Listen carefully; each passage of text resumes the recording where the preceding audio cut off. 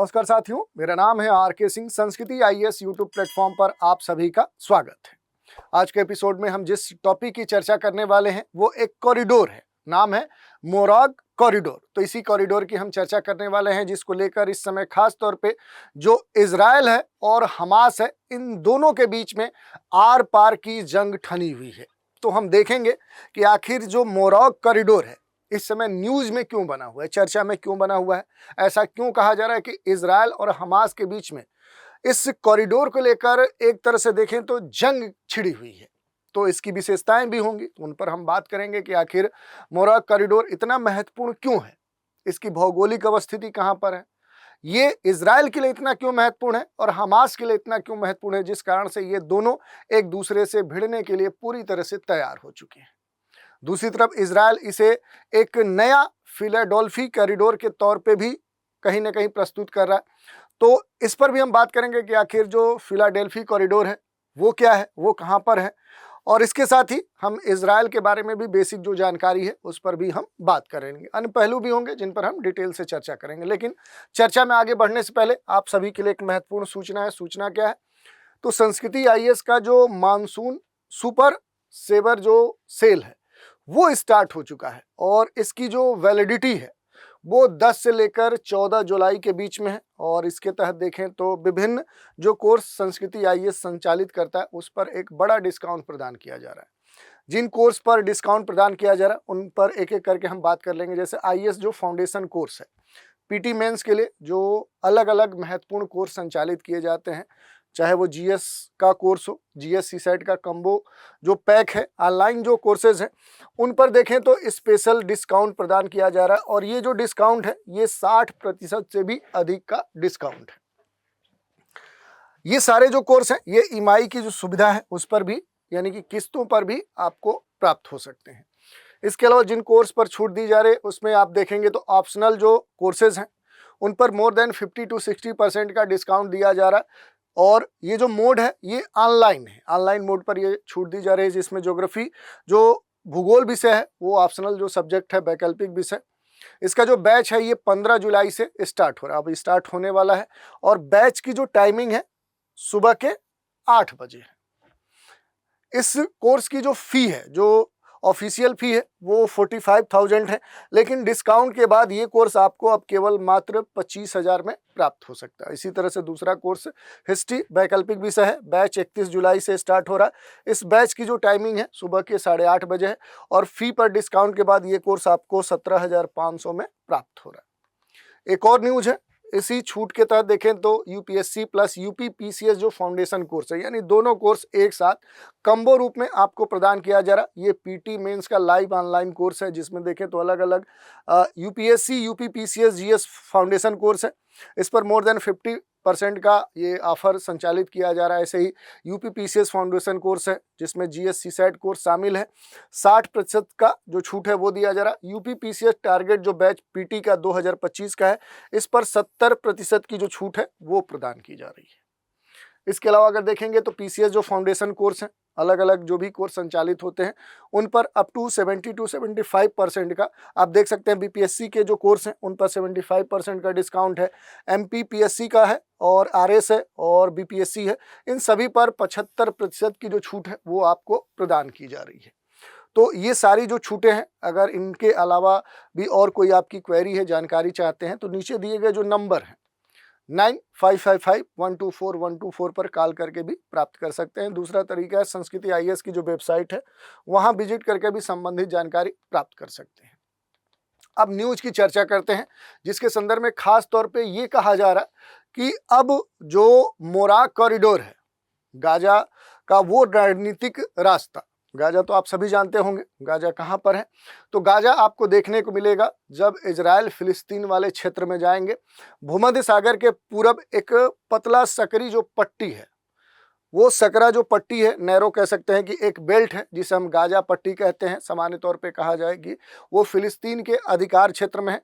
तो वहाँ पर इजराइल फिलिस्तीन के बीच में जो विभिन्न विवाद हैं उन्हीं के क्रम में अक्सर चर्चा में रहने वाला ये गाजा पट्टी है। वहीं पर एक रणनीतिक गलियारे के तौर पर, एक रास्ते के तौर पर लगभग 12 किलोमीटर चौड़ा क्या है ये रास्ता है, जिस पर अब खास तौर पे देखें तो इजराइल जो देश है और जो हमास संगठन है, उनके बीच में एक तरह से देखें तो जंग छिड़ी हुई है। और इसी विषय की हम चर्चा करें, अलग अलग न्यूज़पेपर, जो भी टेलीविजन चैनल्स हैं या सोशल मीडिया है, वहाँ पर इसके बारे में खास तौर पे जो न्यूज़ है वो क्या हो रही है, प्रसारित की जा रही है। अब देखिए कहाँ पर है ये, तो देखिए इधर आप देखेंगे तो ये पूरा जो भूमध्य सागर है, इधर भूमध्य सागर आपको देखने को मिलेगा। उसी से सटा हुआ जो गाजा पट्टी है, गाजा पट्टी, और आप वहीं गाजा पट्टी में जो क्षेत्र है जहां पर आप कहेंगे कि जो कॉरिडोर मोराग है, वो आपको देखने को मिलेगा। इसी को लेकर इस समय खास तौर पे तनाव देखने को मिल रहा है। तो डिटेल में हम देखेंगे मोराग जो कॉरिडोर है वो कहाँ पर है, लेकिन पहले थोड़ा सा बेसिक इसके बारे में जानकारी लेते हैं।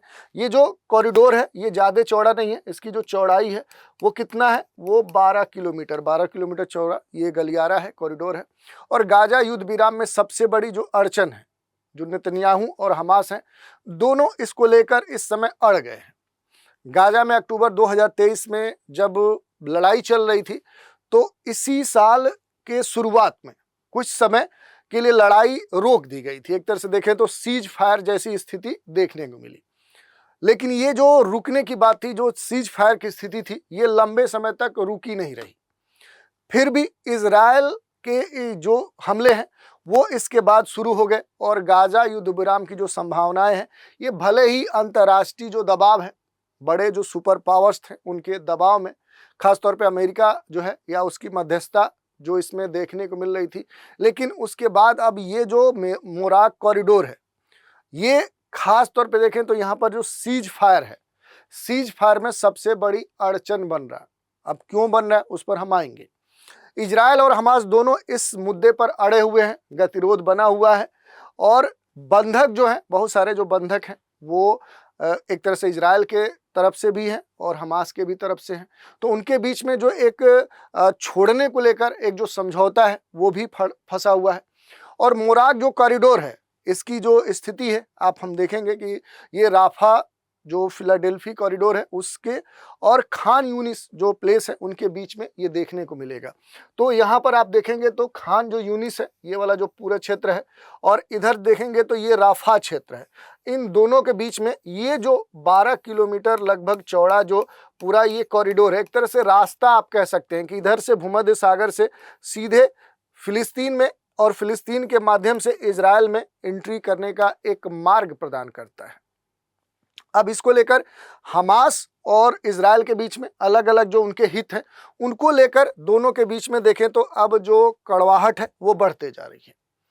यहाँ पर देखें तो 3 महीना पहले ही जो इजराइल की सेना है उसने इस पूरे इलाके पर अपना जो नियंत्रण है, जो कब्जा है वो बना लिया, और इसका नाम जो कि मोराग है, एक पुराने जो यहूदी बस्ती है उससे जुड़ा हुआ है। 2005 से इसका नाम जुड़ता है। गाजा में इजरायली जो वापसी है उस दौरान यहाँ से वो एक समुदाय या वो पूरा जो कह सकते हैं बस्ती है वो हटाई गई थी। और अब खास बात है कि जो इजराइल है इसे दूसरा फिलाडेल्फी कॉरिडोर कह रहा है। जैसे आप देखेंगे जो गाजा पट्टी है उसके सबसे लास्ट वाला जो कह सकते हैं कि ये जो कॉरिडोर है, लास्ट वाला जो पार्ट है, इसे ही फिलाडेल्फी कॉरिडोर कहा जाता है।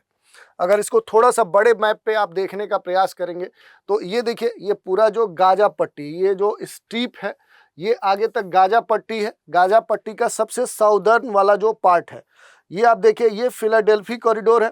और यहाँ पर अगर आप देखेंगे तो खान यूनुस और इधर जो राफा क्षेत्र उसके बीच में ये एक पतला नैरो आप देखिए रास्ते की तरह दिख रहा है, यही मोराग क्या है, कॉरिडोर है। इसी को लेकर दोनों के बीच में क्या है कि विवाद छिड़ा हुआ है। और इसमें इजराइल जो है वो क्या कह रहा है, यहाँ पर ये जो फिलाडेल्फी कॉरिडोर है उसकी तरह इससे अब ट्रीट कर रहा है कि जो मोराग कॉरिडोर है ये भी क्या है, एक तरह का फिलाडेल्फी कॉरिडोर ही है। इसके कहने का मीनिंग ये है कि ये गाजा को क्या कर रहा है, एक तरह से देखिए तो इधर और इधर दो पार्ट में ये क्या करेगा, गाजा पट्टी को विभाजित करने का काम करेगा। और ये इस कारण से महत्वपूर्ण हो जा रहा है कि अगर यहाँ पर चूंकि अधिकार हो चुका है और अगर दोनों पार्टों को हम अलग अलग कर दें तो यहाँ पर जो हमास का मूवमेंट है हमास की जो आतंकी गतिविधियां हैं उसकी जो सप्लाई है फिलिस्तीन में, जिस कारण से देखें तो फिलिस्तीन इजराइल के साथ टक्कर ले रहा है, तो उस पर कंट्रोल लगाकर इजराइल क्या कर सकता है कि हमास के ऊपर अपनी जो मजबूती है वो प्राप्त कर सकता है। और इस पूरे मामले में देखें तो इजराइल की जो रणनीति है वो यही है कि मोराक जो कॉरिडोर है उस पर पूरी तरह से अपना नियंत्रण स्थापित करे और वो हमास को सैन्य और प्रशासनिक रूप से अलग थलग कर दे। इजराइल का ये भी प्रपोजल है कि इस कॉरिडोर से दक्षिण में कई सारी जो नई बस्तियां हैं वो क्या की जा सकती हैं, बसाई जा सकती हैं, और बसाकर वहां पर जो पहले से विस्थापित जो फिलिस्तीनी हैं उनको हमास के प्रभाव से बाहर रखा जा सकता है, जो कहीं ना कहीं हमास संगठन से जुड़े हुए लोगों के संपर्क में आकर इजराइल के लिए संकट या समस्या उत्पन्न कर सकते हैं। इतना ही नहीं, इजरायली सेना ने इस पूरे कॉरिडोर को एक तरह से देखें तो बफर जोन के तौर पे इसे अब इस्तेमाल कर रही है, समझ रही है, ताकि इधर से देखेंगे तो जो राफा क्रॉसिंग है उससे आने जाने वाले लोगों के ऊपर भी क्या करेगा, इजरायली जो सेना है वो अपना नियंत्रण स्थापित कर सकती है। इसके अलावा देखिए एक और महत्वपूर्ण बात है, यहां पर हमास का क्या स्टैंड है, तो देखिए मोराक पर कब्जा जो है वो सीज फायर का उल्लंघन हो रहा है, इस तरह का जो आरोप है हमासी संगठन का वो इजराइल के ऊपर लगाया जा रहा है कि इजराइल ने तो सीज फायर किया था कि अब यहाँ पर कोई तनाव नहीं होगा, तो फिर अचानक इस फिलिस्तीन वाले क्षेत्र में आकर यहाँ पर कंट्रोल क्यों कर रही है।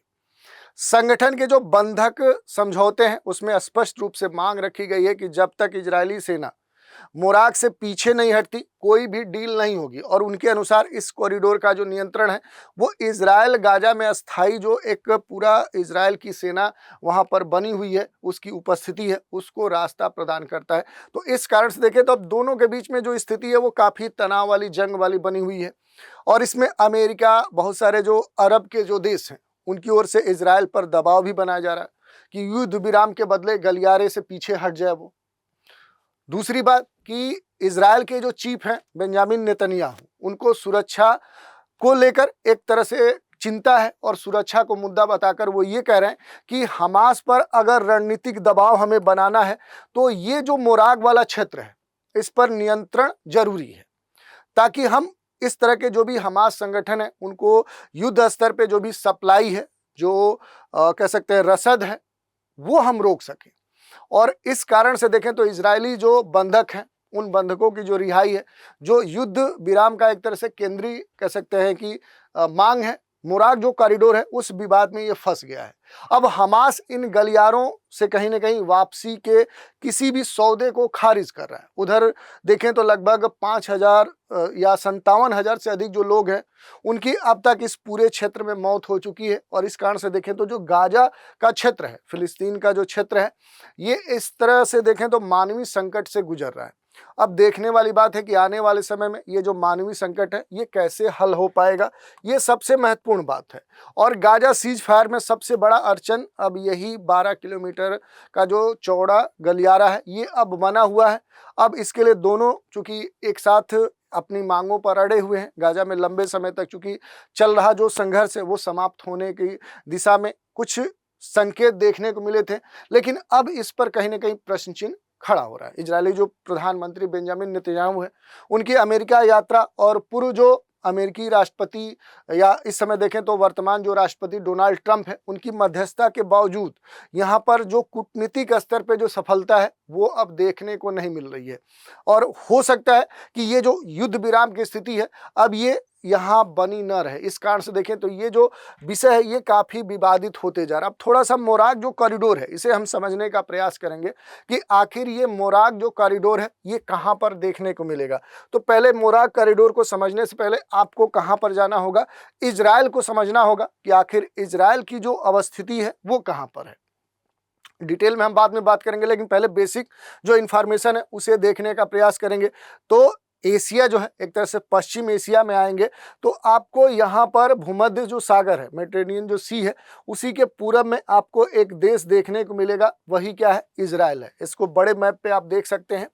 तो ये पूरा इजराइल और फिलिस्तीन का क्षेत्र है। इनके जो क्षेत्र हैं वो समय दर समय बदलते रहे।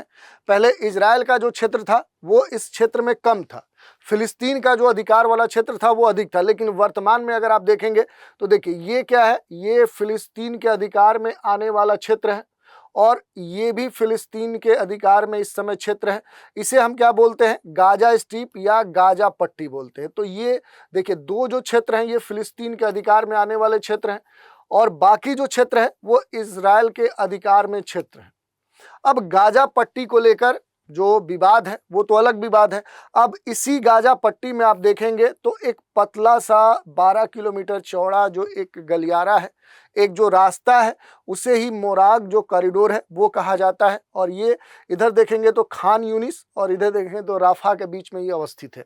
तो लोकेशन आपको कहाँ देखने को मिलेगा, तो एक तरह से आप देखेंगे तो भूमध्य सागर और इजराइल के बीच में ये क्या करता है, ये रास्ता देने का काम करता है। थोड़ा सा और अगर इसे क्लियर देखना चाहेंगे तो ये देखिए, ये गाजा पट्टी वाला जो मैप है और इसी में देखिए ये भूमध्य सागर है।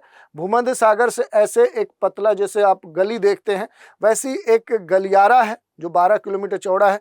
ये क्या है कि बीचों बीच आप देखेंगे तो गाजा पट्टी को क्या कर रहा है, बांट रहा है। एक तरफ से ये उत्तर वाला गाजा पट्टी का क्षेत्र हो गया, ये दक्षिण वाला हो गया, और इस माध्यम से क्या है कि इधर से समुद्री क्षेत्र से क्या हो सकता है कि कोई भी इस क्षेत्र में इंटर कर सकता है, यहाँ कोई भी सप्लाई प्रदान कर सकता है और यहाँ से इजराइल तक भी पहुँच सकता है।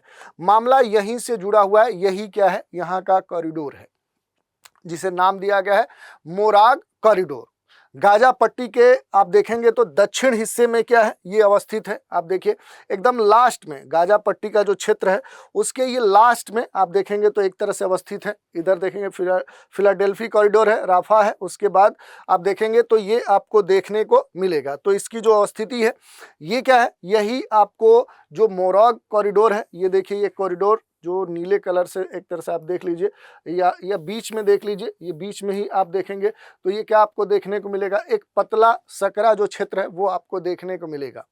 3 महीने पहले इस पर पूरा इजराइल ने अपना अधिकार नियंत्रण कर लिया है। इजरायली सरकार का कहना है कि इस रास्ते का जो आवाजाही करने के लिए जो इस्तेमाल है वो हमास कर रहा है, खास तौर पे इस पूरे क्षेत्र में एक तरह से आतंकवादी जो एक्टिविटीज़ हैं उनको संचालित करने में, जो रसद सामग्री है उसकी सप्लाई में, और यहाँ के लोगों को कहीं ना कहीं अपने एक कांटेक्ट में लाने के लिए वो इस्तेमाल कर रहा है।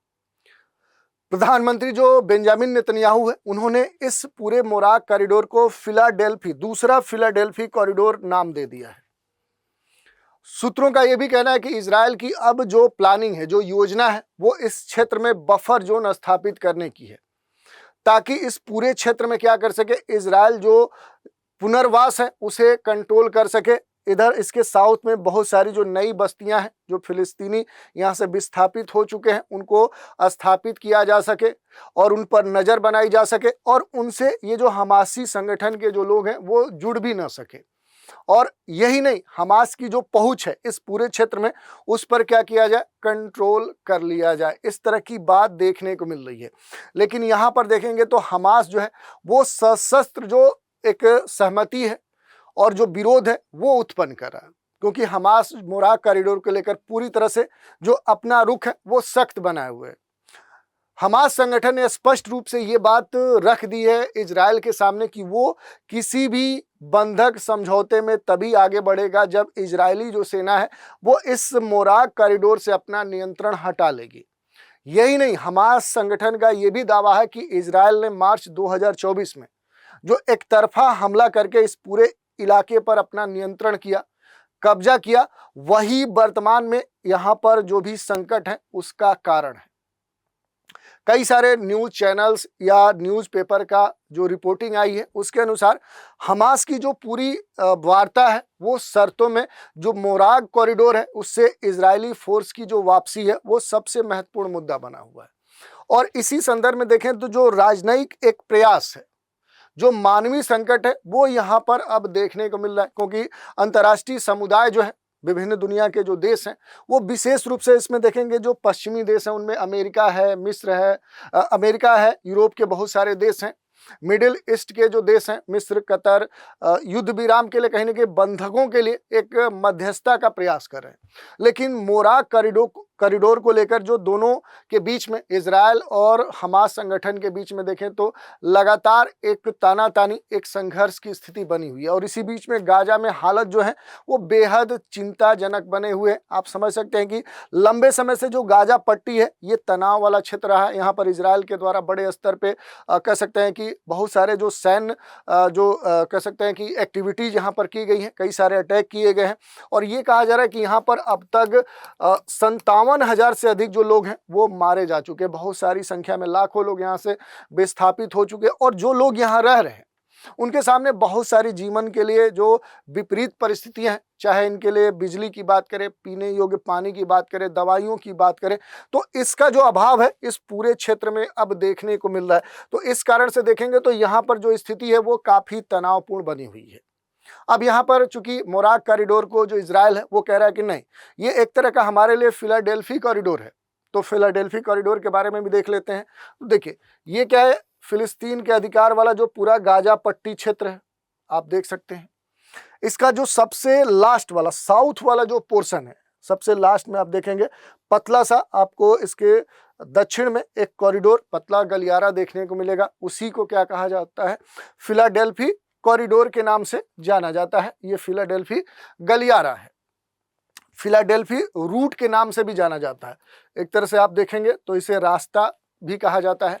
और ये गाजा और मिस्र के बीच में, आप देखिए इधर क्या है, ये गाजा का क्षेत्र है और दूसरी तरफ देखेंगे तो ये इजिप्ट है।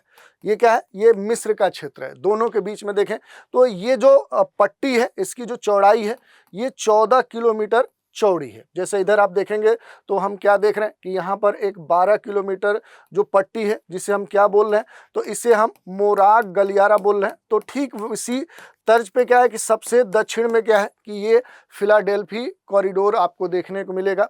इसके अगर पश्चिम में, दक्षिण में आप एक तरह से देखेंगे तो ये पूरा जो क्षेत्र है, ये जली जो क्षेत्र दिख रहा है, ये क्या है, ये भूमध्य सागर है। दूसरी तरफ अगर आप देखेंगे तो इसके दक्षिण में आप एक तरह से देख सकते हैं कि इजराइल, और दूसरी तरफ आप देखिए तो क्या देखने को मिलेगा, तो इजिप्ट का क्षेत्र देखने को मिलेगा। पूरब में एक तरह से आप देखिए तो पूरा ये गाजा और इजराइल का क्षेत्र आपको देखने को मिलेगा। पश्चिम में एक तरह से जो मिस्र है वो देखने को मिलेगा। और इस पूरे क्षेत्र के संदर्भ में और मिस्र के साथ 1979 में एक पीसफुल एग्रीमेंट हुआ था। उसी हिस्से के रूप में देखें तो इजरायली जो सशस्त्र बल हैं उनके द्वारा नियंत्रित ये पूरा क्षेत्र होता है। गश्त वाले बफर जोन के रूप में इसे स्थापित किया गया है। और तब से देखें यानी 1979 से क्या है कि इजराइल और मिस्र के बीच में एक एग्रीमेंट के तहत ये पूरा जो क्षेत्र है इस पर क्या है, इस गलियारे का जो इस्तेमाल है वो इजराइल कर रहा है। लेकिन बाद में देखें स्थितियां बदली। कब बदली, 2005 में क्या हुआ, 2005 में अंतर्राष्ट्रीय स्तर के दबाव देखने को मिले। एक तरह से इजराइल जो था वो गाजा पट्टी से अपना नियंत्रण हटा लिया। इजरायली सेना के हटने के बाद क्या हुआ कि जब इजरायली सेना यहाँ से हट गई, उसके बाद समझौते के तहत मिस्र को कहीं ना कहीं ये जो गलियारा है उस हिस्से के रूप में गश्त करने और सुरक्षा और सैनिकों के तैनात करने की अनुमति देगी। जबकि गाजा वाले हिस्से की जो जिम्मेदारी है वो फिलिस्तीनी जो प्राधिकरण है उनके तहत ये संचालित होती थी।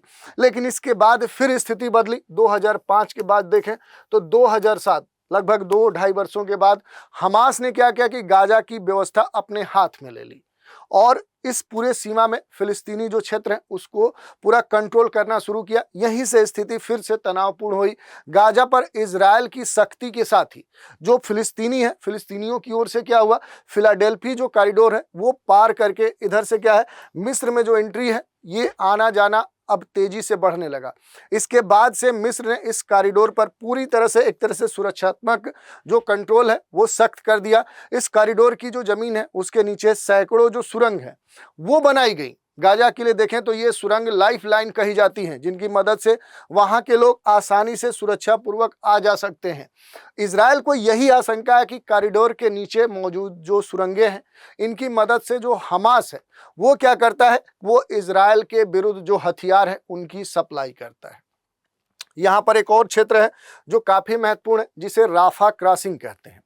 राफा क्रॉसिंग क्या है, तो ये भी क्या है कि जो ये पूरा गाजा पट्टी है, जो गाजा स्ट्रिप है, इसी में अवस्थित है एक क्षेत्र है गाजा पट्टी। और दूसरे तरफ देखेंगे तो जो मिस्र है, इन दोनों के बीच में आप देखेंगे तो क्या देखने को मिलेगा, तो यहीं पर आपको राफा क्षेत्र देखने को मिलेगा। ये गाजा क्या है, एक मात्र क्रॉसिंग है जो इजराइल की ओर आप देखें तो नहीं जाता है। गाजा में कई सारे क्रॉसिंग देख सकते हैं जहां से कहीं ना कहीं एंट्री होती है। जैसे यहाँ पर जो राफा क्रॉसिंग है ये हो गया।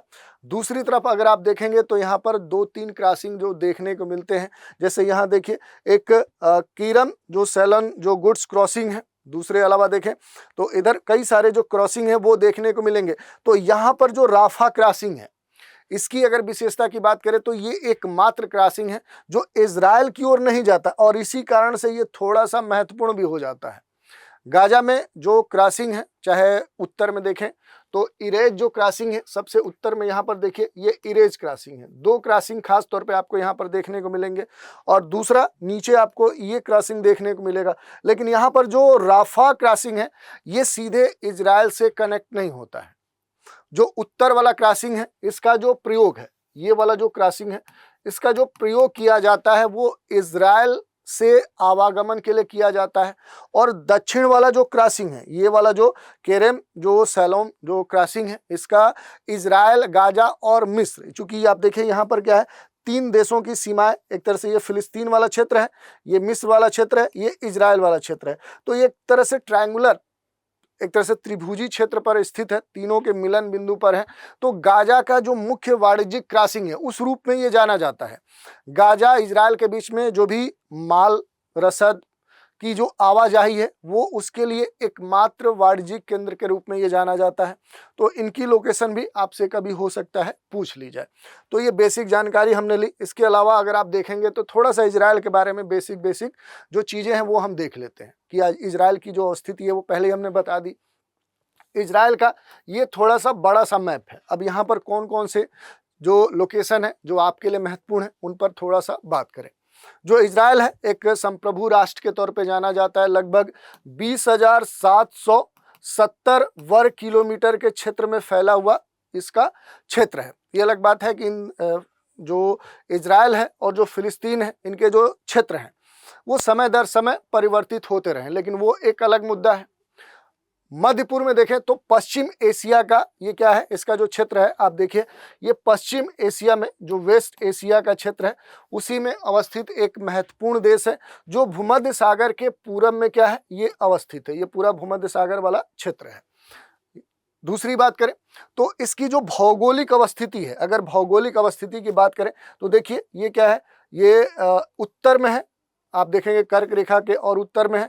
तो मुख्य रूप से क्या है कि ये उत्तरी गोलार्ध में अवस्थित एक महत्वपूर्ण कह सकते हैं कि ये देश है। और अक्षांशीय स्थिति हो गई और देशांतरीय स्थिति की बात करें तो ये पूर्वी गोलार्ध में है। तो उत्तर पूर्वी गोलार्ध का ये महत्वपूर्ण देश है। पश्चिम में देखें तो फिलिस्तीन क्षेत्र आप देख सकते हैं, ये पूरा गाजा है, ये गाजा पट्टी जिसकी हमने चर्चा की। तो इस इजराइल के पश्चिम में भूमध्य सागर से लगा हुआ जो फिलिस्तीन का क्षेत्र है जो गाजा पट्टी, गाजा बेल्ट के नाम से जाना जाता है, वो यहाँ पर देखने को मिल सकता है। भूमध्य सागर के पूर्वी तट और लाल सागर दोनों के तट पर ये अवस्थित है। इधर देखेंगे तो इसके लाल सागर के उत्तर वाले क्षेत्र में इजराइल अवस्थित है और भूमध्य सागर के पूर्वी तट पर अवस्थित ये महत्वपूर्ण देश है। कई सारे देश हैं जिनसे इसकी सीमाएं लगती हैं, जिन जिन देशों से इसकी सीमाएं लगती हैं जैसे आप देखेंगे यहाँ पर अगर दक्षिण पश्चिम में देखेंगे तो जो मिस्र है, मिस्र से इजराइल अपनी सीमा क्या करता है, साझा करता है। दूसरी तरफ गाजा पट्टी का फिलिस्तीन वाला अधिकार क्षेत्र है और ये फिलिस्तीन का क्षेत्र है। तो फिलिस्तीन से भी क्या करता है, ये अपनी सीमा साझा करता है। इसके अलावा आप देखेंगे तो इधर आप देखेंगे तो एक महत्वपूर्ण देश आपको देखने को मिलेगा, ये जॉर्डन का क्षेत्र है। तो इसके पूरब में, उत्तर पूरब में आप देखेंगे, पूरब ही कह सकते हैं, पूरब में क्या है कि पूरा जॉर्डन से ये अपनी सीमा साझा करता है। इसके अलावा भी देखें तो 2 देश हैं जिनसे ये अपनी सीमा साझा करता है। एक सीरिया है उत्तर पूरब में सीरिया से, और दूसरे तरफ आप देखिए तो उत्तर में क्या है कि जो लेबनान है, लेबनान से ये अपनी सीमा साझा करता है। दूसरी बात करें तो यहाँ पर जो और महत्वपूर्ण कह सकते हैं कि जो क्षेत्र है जैसे गोलन हाइट, ये देखिए गोलन हाइट क्षेत्र है, एक तरह से सीरिया का क्षेत्र माना जाता है, लेकिन अब इस पर इजराइल का ही देखें तो प्रत्यक्ष अप्रत्यक्ष तौर पे अधिकार बना हुआ है। सबसे महत्वपूर्ण बात है कि यहाँ पर भूमध्य सागर के पूरब वाला जो पूरा ये जो क्षेत्र है ये पूरा तटीय क्षेत्र माना जाता है। इजराइल का ये तटीय मैदानी क्षेत्र माना जाता है। भूमध्य सागर के तट के साथ ये लगा हुआ एक लंबे सतत स्ट्रीप के तौर पे ये फैला हुआ लगभग 185 किलोमीटर क्षेत्र में ये फैला हुआ एक तटीय मैदान है। लंबा है, काफी सकरा है, रेतीले कई सारे समुद्र तट यहाँ पर देखने को मिल सकते हैं। और मध्य और पूर्व में अगर आप देखेंगे तो बहुत सारे जो पहाड़ियाँ हैं वो यहाँ पर देखने को मिल सकती हैं। और यहाँ पर महत्वपूर्ण जो पहाड़ियाँ हैं, गैलीली की पहाड़ी है, सामरिया की पहाड़ी है, तो यहाँ के एक दो जो पहाड़ियाँ हैं उनको आप देख सकते हैं। कुछ अन्य जो महत्वपूर्ण लोकेशन है जैसे महान जो दरार घाटी है, जॉर्डन जो रिवर है, जो डेड सी है, ये यहाँ के महत्वपूर्ण लोकेशन हैं। इनके लोकेशन आपसे पूछे जा सकते हैं। इसके अलावा आप देखेंगे तो यहाँ पर जो नगेवे मरुस्थल है यहाँ के लिए, इसके आप लगभग दक्षिण में आएंगे तो ये वाला जो क्षेत्र है यहाँ पर नगेवे जो मरुस्थल है वो आपको देखने को मिल सकता है। सिनाई जो रेगिस्तान है उसी का ये हिस्सा माना जाता है। और यहाँ पर कुछ झीलें भी आपको देखने को मिल सकती हैं। जैसे यहाँ पर इसके एक तरह से उत्तरी क्षेत्र में आएंगे तो यहाँ पर महत्वपूर्ण एक झील देखने को मिलेगी जिसका नाम क्या है, तिबेरियस झील। यहाँ पर आपको तिबेरियस झील देखने को मिलेंगे। इसे सी ऑफ गैलीली भी कहते हैं। तो इसका लोकेशन भी आपके लिए सबसे महत्वपूर्ण है। और यहाँ पर जो सबसे महत्वपूर्ण जो नदी है वो जॉर्डन रिवर है। तो यहाँ पर अगर हम खास तौर पे देखें जल के संदर्भ में कि इजराइल की जो मुख्य जल निकासी प्रणाली है उसमें जॉर्डन नदी का सबसे महत्वपूर्ण रोल कहा जा सकता है। अन्य भी नदियां हैं जो कहीं ना कहीं छोटी छोटी जो नदियां हैं उनको आप देख सकते हैं। कुछ महत्वपूर्ण जो प्लेसेस हैं जैसे अगर अब बात करें जो जेरूशलम है, जेरूशलम काफ़ी महत्वपूर्ण है, इजराइल की राजधानी है, ये कैपिटल है, यहाँ पर आपको देखने को मिलेगा। सबसे बड़ा नगर के तौर पे भी जाना जाता है, बड़ा सारा आबादी अच्छी है। और ईसाई और यहूदी दोनों धर्मों के लिए ये पवित्र शहर के रूप में भी जाना जाता है। इसके अलावा देखिए एक और महत्वपूर्ण प्लेस है जो आपसे पूछा जा सकता है। भूमध्य सागर के तट पे ही आपको तेल अबीब आपको देखने को मिलेगा। तो ये इजराइल के लिए बड़ा ही महत्वपूर्ण प्लेस है, मध्य इजराइल में स्थित है। देश का आर्थिक और तकनीकी केंद्र के रूप में ये जाना जाता है। तो आर्थिक और तकनीकी विकास के रूप में देखें तो ये सबसे महत्वपूर्ण हो जाता है इजराइल के लिए। तो ये कुछ महत्वपूर्ण लोकेशन थे जिनके बारे में हमने बात की। ये इसका राजनीतिक मैप है, इसको भी आप देख सकते हैं। जैसे तेल अबीब है, गाजा स्ट्रीप है, इधर आप देखेंगे तो डेड सी है। आगे बढ़ेंगे तो जो लोकेशन हमने दिखा है वो यहाँ पर देख सकते हैं। और आज की चर्चा पर आधारित एक प्रश्न देख लेते हैं। निम्नलिखित कथनों पर विचार कीजिए। फिलाडेल्फी कॉरिडोर गाजा इजराइल के बीच में सीमा क्षेत्र पर 14 किलोमीटर लंबी एक पट्टी है। राफा क्रॉसिंग गाजा पट्टी और मिस्र सिनाई प्रदीप के बीच में स्थित है। राफा गाजा की एकमात्र क्रॉसिंग है जो इजराइल की ओर नहीं जाती है। और इन कथनों पे विचार कीजिए। ऐसे ही आपसे पूछा जा सकता है कि जो मोरा कॉरिडोर है वो क्या करता है, भूमध्य सागर और इजराइल के बीच में एक अवस्थित 12 किलोमीटर चौड़ी पट्टी है। और इसी तरह से स्टेटमेंट दिए जा सकते हैं और उस पर आधारित प्रश्न पूछे जा सकते हैं कि कितने कथन सही हैं, कितने कथन गलत हैं। वैसे इस प्रश्न का भी उत्तर आप देख सकते हैं कि आखिर दिए गए कथन जो दिए गए हैं उनमें से कितने कथन सत्य हैं, और विकल्प के आधार पर आपको सही उत्तर हम तक प्रेषित करना है। तो आज के एपिसोड में इतना ही। आप सभी हमारे साथ बने रहें, इसके लिए धन्यवाद।